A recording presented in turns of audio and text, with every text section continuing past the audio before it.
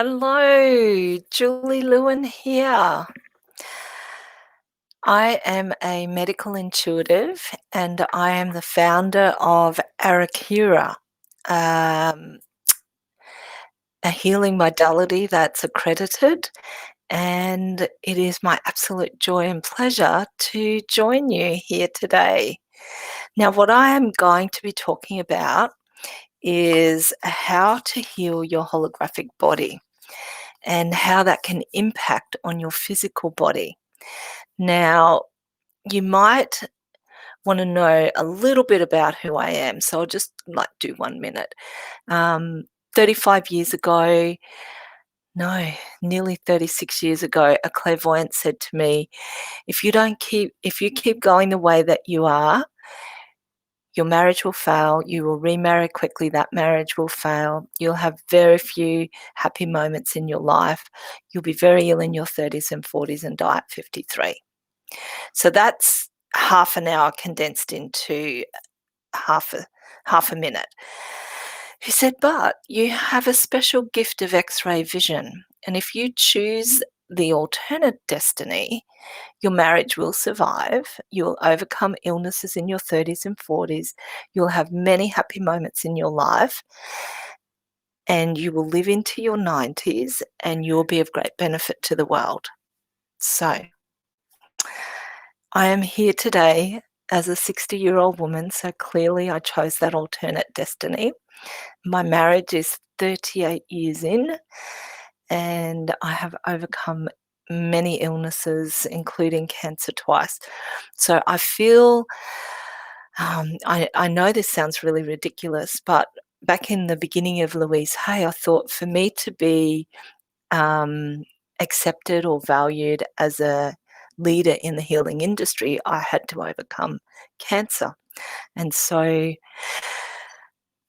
I don't promote that to anyone, but that is what I obviously did in my subconscious. So yes, I feel that I am qualified to speak to you about how to heal your holographic body. And what I want to share with you is the language of our holographic body. I know Louise Hay has her version of understanding what your body is saying to you, and I have my interpretation as well. And that interpretation has come from working with thousands of people, and in the early days it was face to face or over the phone, and now I do it like this on Zoom or on the phone or face to face. So I want to start with thinking about what is our holographic body. Now, scientists have discovered, and I actually have a book that I should have been more prepared with, The Hidden Science of Lost Civilizations. I think that if you're interested in the science of what's going on at a minute level or an energetic level, that book will answer many questions for you. In that book, I read that scientists discovered that they initially called it a phantom body. And what they discovered was if I hopped up from this chair and I moved over there, they had a device that could actually measure my outline of my physical body, but my physical body is over there. And so they called that the phantom body. And they actually set instruments up that measured how long the phantom body stayed in that space, the residue of the physical body. And sometimes it was a day, sometimes it was an hour. So when I read that, I thought, oh, that fits in with what I've been doing in terms of healing my energy body. And then when I read that they then changed it from phantom body to holographic body, I started using that word as well. So here's a way that I like to explain what the holographic body is. Now, we're in a digital world now. So everything is digital, and that's pulses of energy. But in the old days, we worked in what we called analog. So remember, we had those analog phones, and they operated on a different system. We also had an old way of doing photography. Yep, we had a camera and we put a film in it, and then we had to wind it on, and then we would take 12, 24, or 36 photos. We wound it off, then we took it to the developer and they processed it, and we got 12, 24, or 36 photos.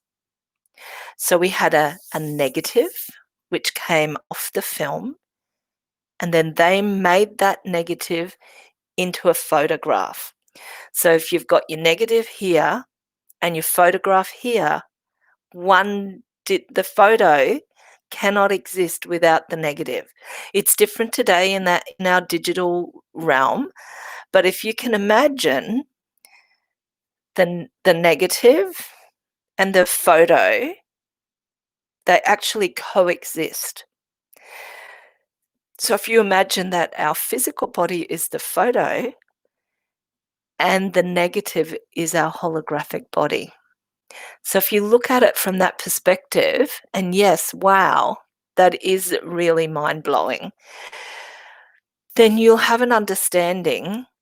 If I had a negative and I made some amendments to that negative, I don't know how they changed a negative, but you can put things on a negative, and then you reprinted that photo would look different to the original photo.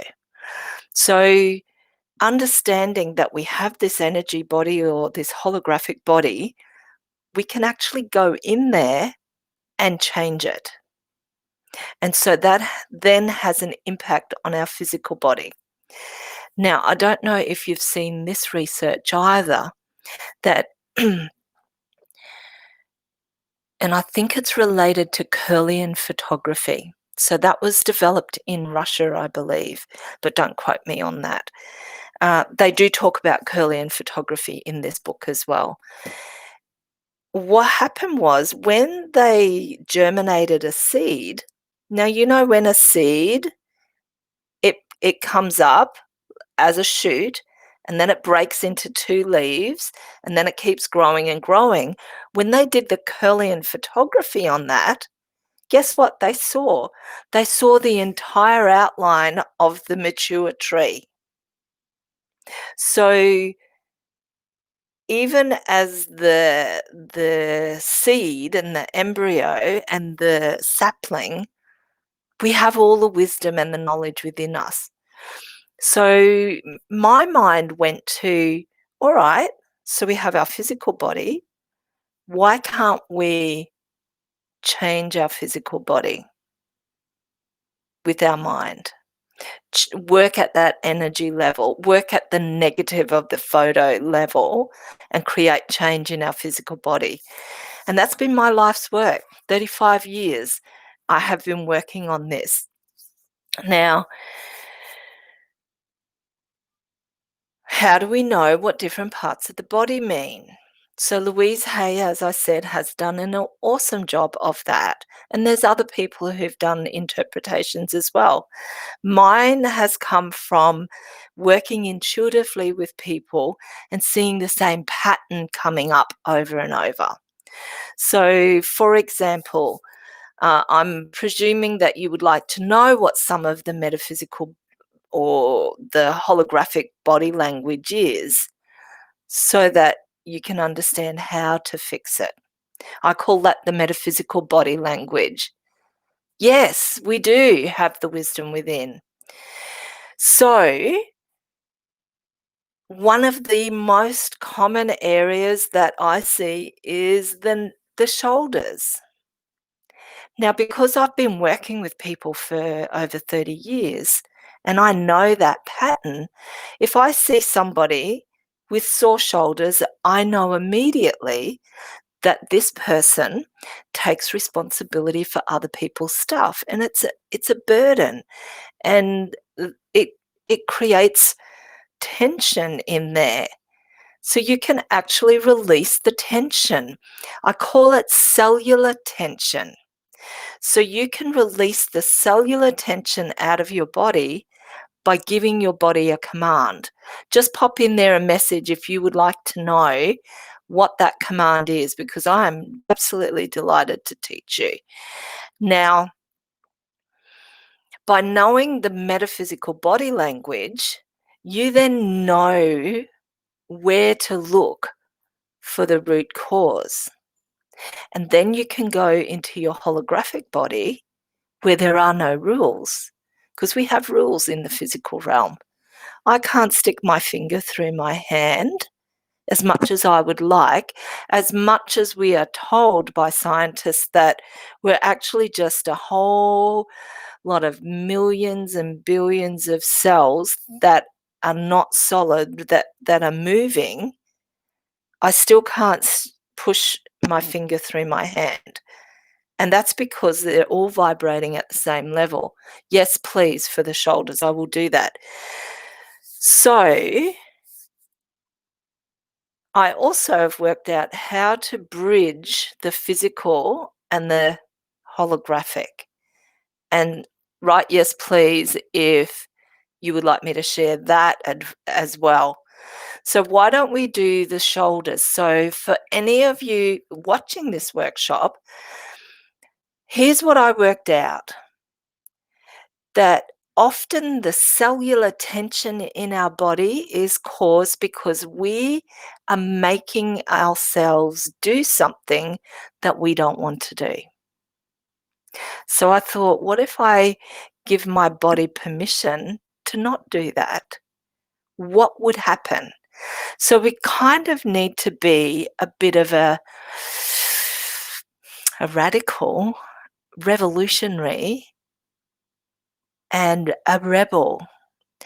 I was always the good girl growing up. Like, I didn't want to get in trouble, but inside I was such a rebel, and I can see that coming out in my work. So here's what we're going to do. We're going to put our hands as best we can on our shoulders. So see how I've got my hands there on that? I don't know what that muscle is because I didn't study anatomy and physiology. But put your hands on there, and I want you to take a deep breath in and gently release out through the mouth. Take another deep breath in through the nose and out through the mouth. One more time. Take another deep breath in and all the way out. And now I want you to say out loud, and I really mean out loud, whoops, I don't have to do that anymore. And what you're saying that for is take responsibility for other people's stuff. So say that out loud. I don't have to do that anymore. And say it again.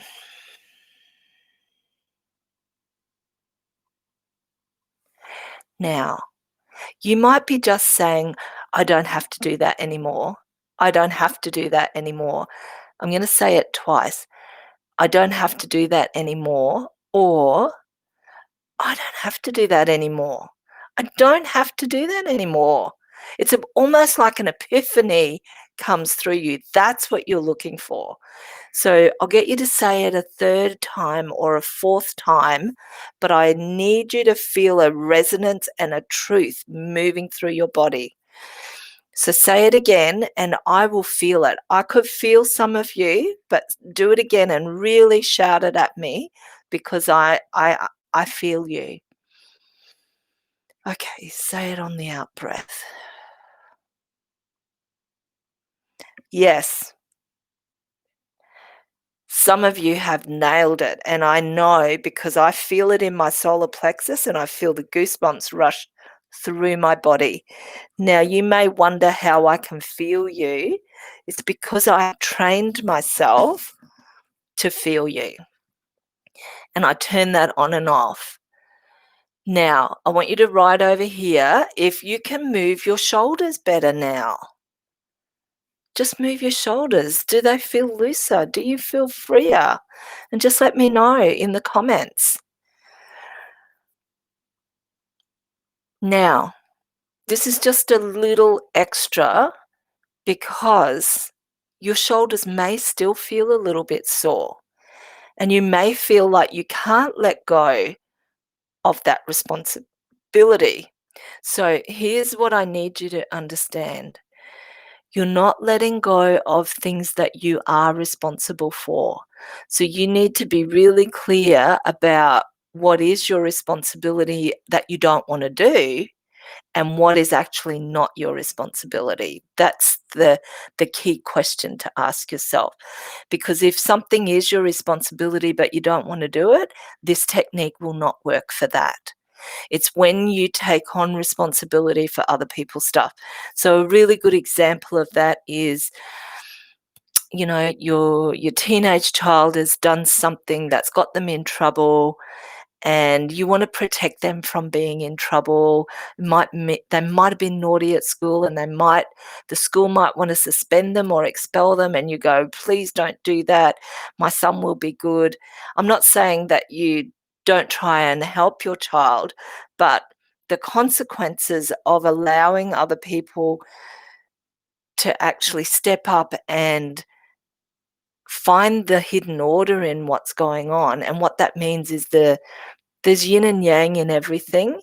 And I've got this wisdom from Lillian Grace, who's written some amazing books on this. The hidden order is the divine order in something that seems to look bad, but there is a silver lining. So that's another way of describing that. And we've got a few of you here that have said you feel much lighter and much looser and much better. That's fantastic.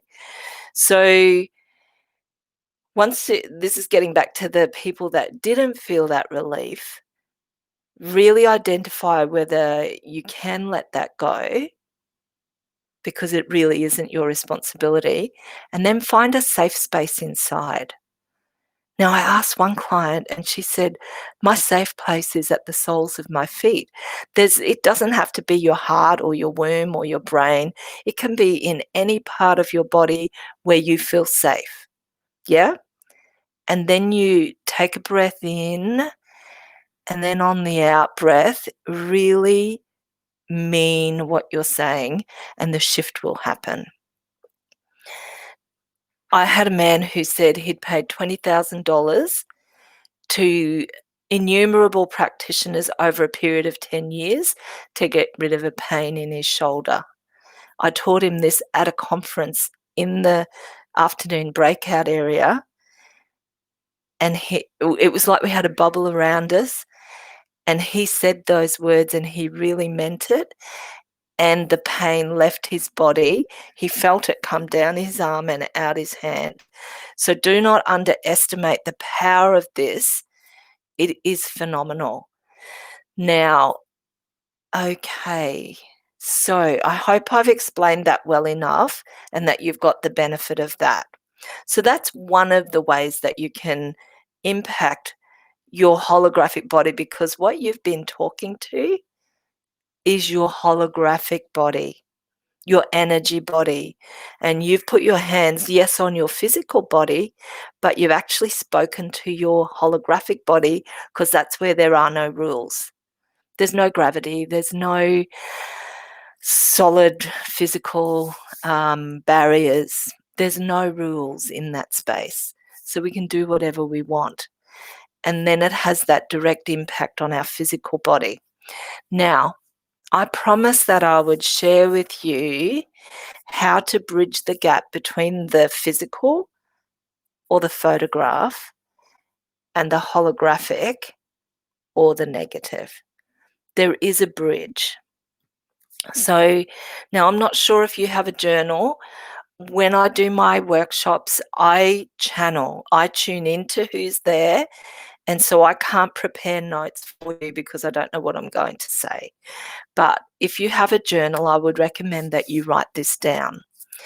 So the first step is the 3 breaths. Did you notice that I asked you to do those 3 breaths? Now, what you do need to do is suck your abdomen in on the in-breath and out on the out-breath. So it's the reverse to how we breathe normally. And the reason why we're doing that is when we pull our abdomen in on the in-breath, we're actually pushing our diaphragm up because we have our lungs go all the way up here. But we don't often get air all the way up there. And I discovered that when we fill that space up with air, we actually open the door to crossing the bridge. So those 3 breaths, and then on the 3rd breath, and we let that out, we are then going into deep space. So we're crossing the bridge into deep space. Sometimes I use a different analogy, but right now I'm going to suggest that you go into deep space. So what does deep space look like? It's black. There's darkness, and that's okay. Remember yin and yang? We need yin and yang. So if I sent you into the light and your holographic body went into the light, you wouldn't be able to see it. You wouldn't be able to identify it because it would be all light. Yeah? So you go into deep space and you bring a holographic version of either the body part or your entire body. And you are the witness of the holographic body. So as the witness, you're not associated. So you're the observer.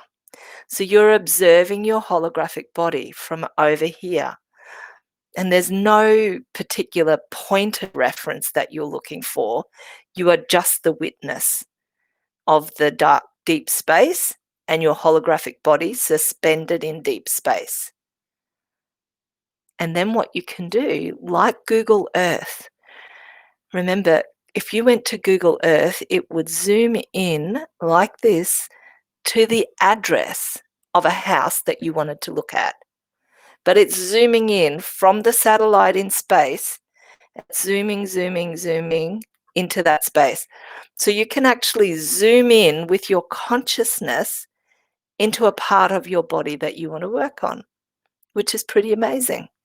So you zoom in there, and this is where creative and spontaneous visualization comes in. You are like the mechanic or the handyman, and you can go in there and you can work on your holographic body, providing it is in, your highest good. So you can put those words in there if you want. But I actually have that intention that what I'm doing is for my highest good. So you can go in there and you can do some work and then come back. How do you come back out? So how you come back out after you've done the work is you flood the work that you've done, you flood the holographic body with emerald green light. Now, if you don't know what emerald green light is, it is that beautiful green light of the aurora borealis, the northern lights in the northern hemisphere. And then once you've flooded your holographic body with that light, you flood it with bright white light. And as that bright white light floods and basically absorbs your holographic body, there's a flash. And that's when you take that deep breath in and you come all the way back into your body and you anchor yourself back into your body. Now, the odds are that you will be lightheaded. So you pop your hand on your head like that, and it anchors you back down into your body. And then you've come back into this dimension. Now, here's some really amazing science. A number of years ago, scientists discovered that we have 12 dimensions in our brain. How they discovered that, I don't know. But wouldn't it be amazing to consider that our holographic body is another dimension in the human brain? So we're actually not out in space, we're actually deep within our being. Something to think about. And I do ponder these things. I do ponder that I am a cell on this being called Earth, and Earth is a cell in this being called the solar system, which is part of the galaxy, or the Milky Way is the galaxy, and we're part of the universe. Like when you see it all, when you're looking at the universe and you're looking at all those galaxies spinning, it looks like cells in space. It looks like cells under a microscope. So that's kind of the micro and the macro that we're working with. So I've just shown you how to do something through breath, through visualization, through specific visualization and spontaneous visualization. Actually, I'll tell you what the difference is between those two. And all of this in my book, guys, so you can um, get that later. Uh, Creative visualization, no, I'll go back another step. Some people say they can't visualize, and that's true for 1% of the world. But the other 24% who say they can't visualize don't actually understand the mechanics of what visualizing is. And so if I said to you, describe your bedroom to me. If you're not sitting in your bedroom and you describe it to me, where do you go in your mind to describe it? You are going into your memory faculty.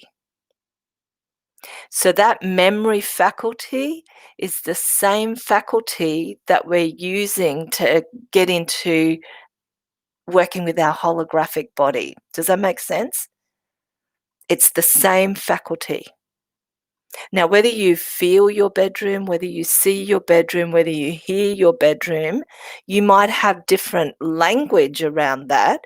And mostly people ask for visualization. Do you see? If you're a feeling person, then you just replace the word see with feel. And then you will be able to follow the guidance of what somebody is showing you or teaching you or sharing with you. And the same if you're a hearing person, if you hear what your memories look like, then use that faculty. But that's the faculty that we're talking about to access your holographic body. It exists somewhere in that space, and I'm not sure if I can explain it any other way. Is this making sense? Are you enjoying this? So we have our holographic body. We can do the healing using creative visualization and spontaneous visualization.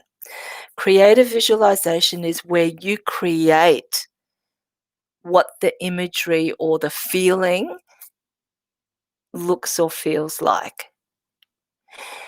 Spontaneous visualization is you feel like that's just popped up there like the first time you see a movie. But when you see a movie the second or third time, you know what's coming. So it's not spontaneous anymore.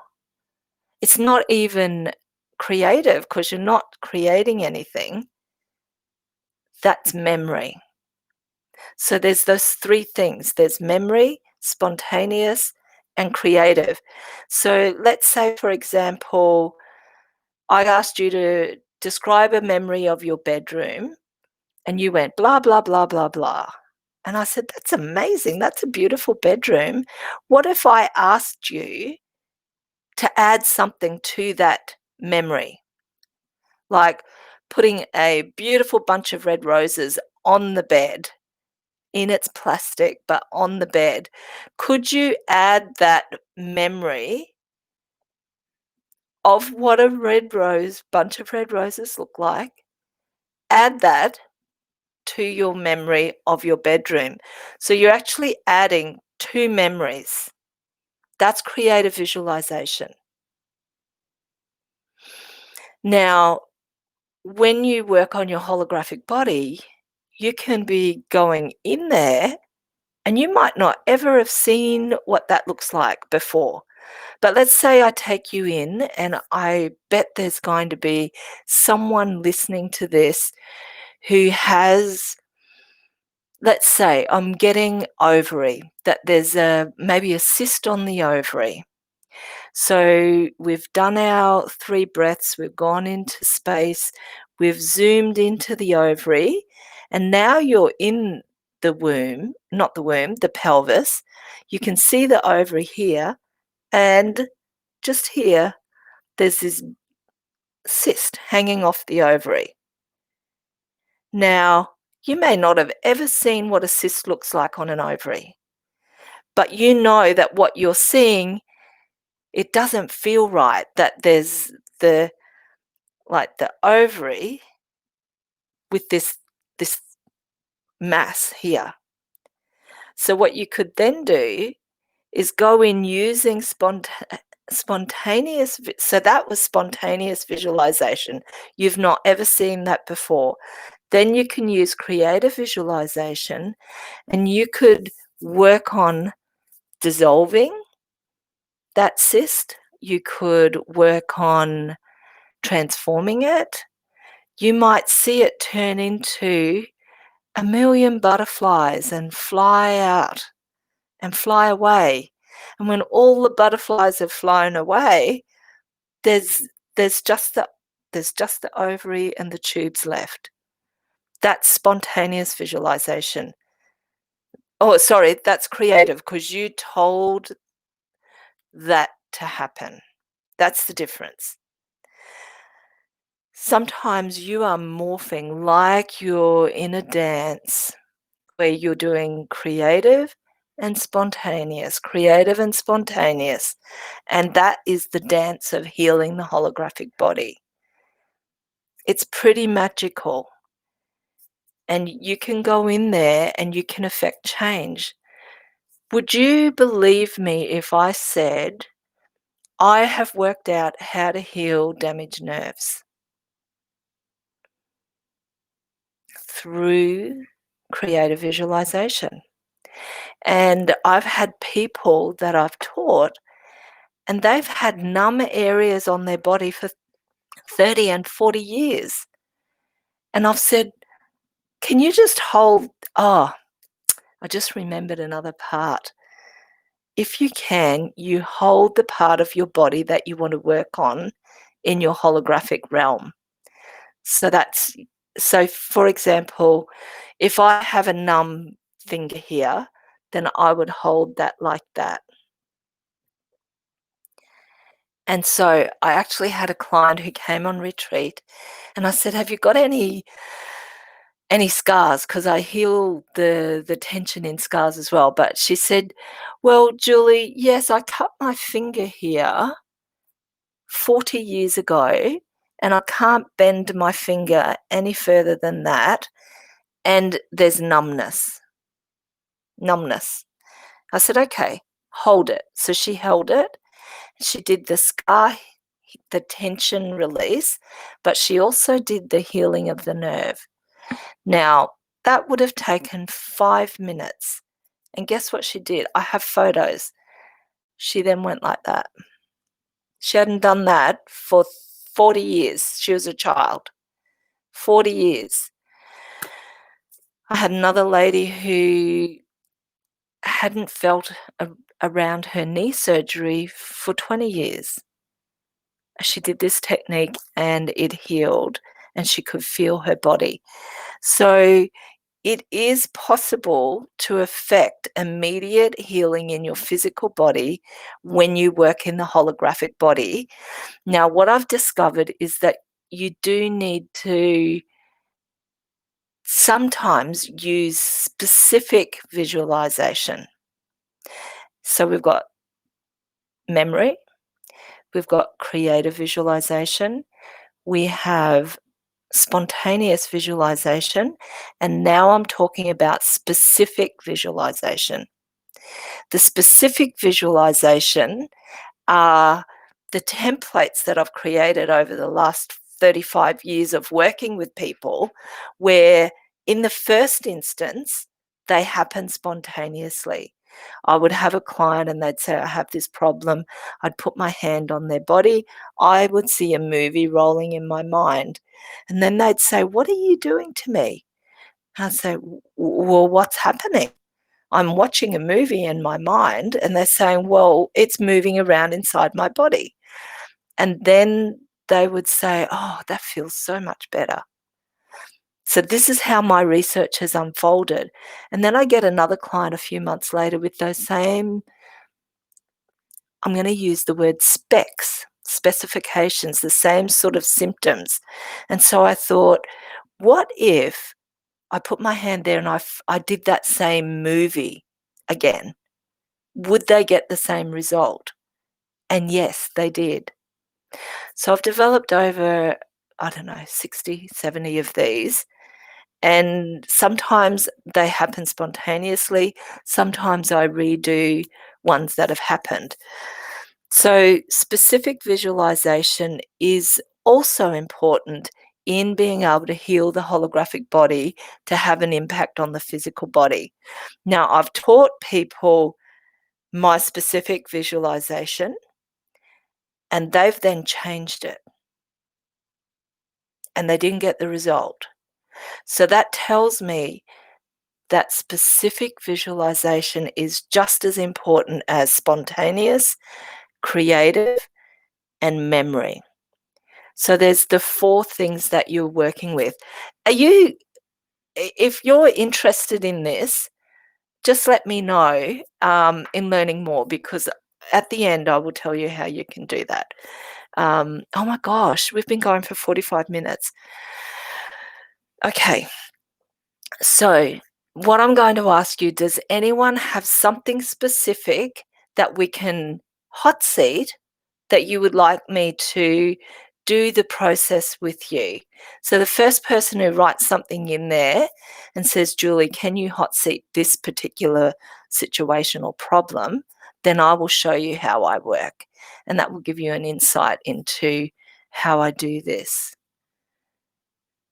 Thank you all for your beautiful support and encouragement. I'm glad. Oh, the cyst on the ovary. I knew somebody had that. Right. Okay. Oh, hip. Jeanette. Jeanette, it's yours, love. And it's so interesting that you have the cyst on the ovary. So here's what we're going to do is I'm going to get you to close your eyes and take 3 deep breaths in, sucking your abdomen in and out. Out through the mouth, in through the nose.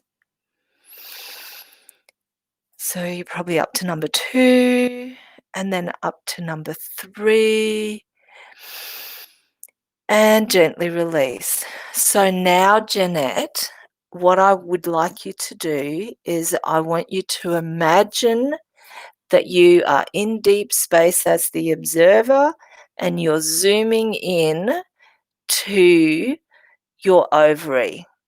And I want you to zoom all the way in, and I want you just to take note of what it looks like. Now, I'm actually seeing something about the size of a golf ball. I don't know what the actual size, but I'm seeing about this big, and I'm seeing there's actually some blood supply going to that ovary. Now, I am getting info into what I would do, but I'm going to guide you to actually use your creativity of what you're going to do to transform that. I'm going to give you some ideas. So you could look at that ovary as the cyst as if it is a balloon, and you could actually untie the balloon and it could just go like that. And then you're left with this floppy shell. Now, something else that you could do is you could put a cover around it with a drawstring, and you could tie the drawstring, and it's almost like you're reducing any nutrients, any energy going to that because you've tied the drawstring. Or you could actually dissolve it. There's lots of things that you can do. It's not right or wrong what you do in there at this particular point. Okay, so I'm tuning in, and this is what I'm getting. That you actually clasp the cyst in your hands like you're holding a ball. And I want you to love it. I want you to send universal love, source love, and you may feel heat in your hands. You may feel heat under your hand if you've got your hand on your ovary now. And you may see any red turning to pink. And if there's any pain, the pain is reducing as the pink takes over from the red. And you may even feel your hands coming together as it dissolves.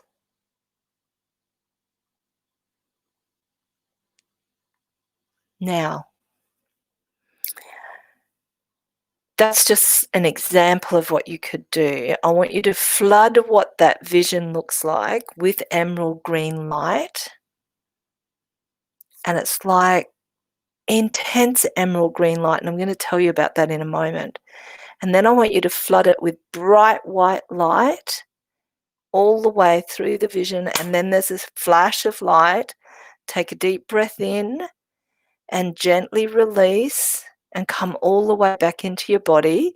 And I then want you to press on your abdomen where that cyst has been, and I want you to tell me if it feels different, because I bet that it will feel different.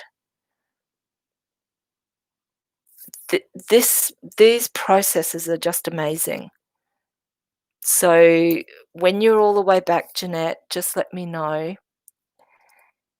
And now somebody else here said they've got a bad right shoulder. Yes, it does. There we go, Jeanette. That's fantastic. Well done. Well done. You did that. So, I can't see all of your names. I can see Jeanette, but I can't see some of your other names. Now, somebody said that they had a really bad right shoulder. Now, I want to talk about that because sometimes a right shoulder is actually not a shoulder problem.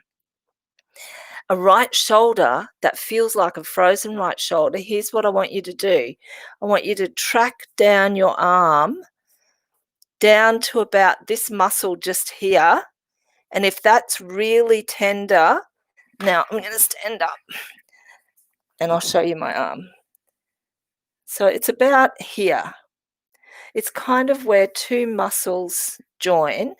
If that spot there is really tender on your right arm, that is actually a very clear sign for gallbladder. Now, I'm going to tell you the symptoms of gallbladder. It can be a headache that falls down the front of your face, woolly-headed, where you can't think, you feel like a klutz. That frozen shoulder, that pain down there, pain in your abdomen, not in your abdomen, in here. So this is where the ribs that they separate, so in under here on the right side, but also across this part here and up under the shoulder blade on the right side, and it can be like a burning pain. So there's lots of symptoms associated with gallbladder that people don't realize. So the person who has that sore right shoulder, it's really sore there, Julie. Darling, I'm going to get you to go to the doctor and ask for an ultrasound if it's really bothering you. There is a natural remedy. Natural remedy. It's olive oil and lemon juice. And basically, it's a teaspoon of each 4 times a day. Extra virgin olive oil, a teaspoon of each 4 times a day for 21 days. But gallbladder is not something that you mess around with. I would go to the doctor as well and see what the doctor says. So, yes, it's all sore there. Now, I have to finish in 7 minutes. That was amazing. Okay, now, since last November. Okay. Now, here's the other thing about shoulders. If it's really painful, like there is such a thing as a frozen shoulder, that's a thing.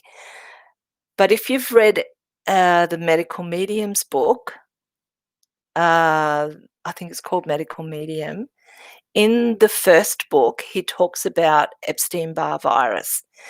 And that's the same virus, I think, as glandular fever. So that EBV virus or EBV can actually get in to your shoulder and it can create what it feels like a frozen shoulder. Now, I had that. I have bursitis in my hips. Now, okay. So I'm going to suggest, even for the one with the bursitis in your hips, in the Medical Medium book, he talked about thyme, Thyme, the herb. Thyme tea is what I started drinking. I had a frozen left shoulder. I read about it, thyme tea, in his book, and I went, oh, I might have an EBV flare-up. And in 3 days, seriously, hand on my heart, I could roll over at night without waking up with pain. In 10 weeks, my arm was totally healed. And then I did a hair analysis and it said I was post-virus. So the only thing I did was I drank thyme tea and a little bit of sage tea. So for the person with bursitis in your hips, I'll just share with you, because I think I have to finish at 5. I'll just share with you, I'm running a 6-week online program where I'm sharing 12 of my specific visualizations over the 6 weeks, 2 hours on a Saturday and 1 hour on a Thursday night. We're going to do energy clearings. You're going to really immerse yourself in my specific techniques, and you're going to really embody how you can work with your holographic body and your physical body and create healing. So message me if you would like to know more about that. I also am doing a draw of anyone who wants to go in the draw, and I'm giving away 1 free space to that 6-week online program. And you just need to message me at Medical Intuitive Julie Lewin, and I will put you in the draw, and I'm drawing that this afternoon. Now, you will be added to my database if you're not already on there. So coming back to the bursitis, because we have 3 minutes, so let me see. The hips. The hips is about, oh, and by the way, I have all of that knowledge in a chapter here. In chapter 5, your metaphysical body language, and it has 10 exercises in there as well. The hips is about you making change in your life, and it's either career, relationship, or home.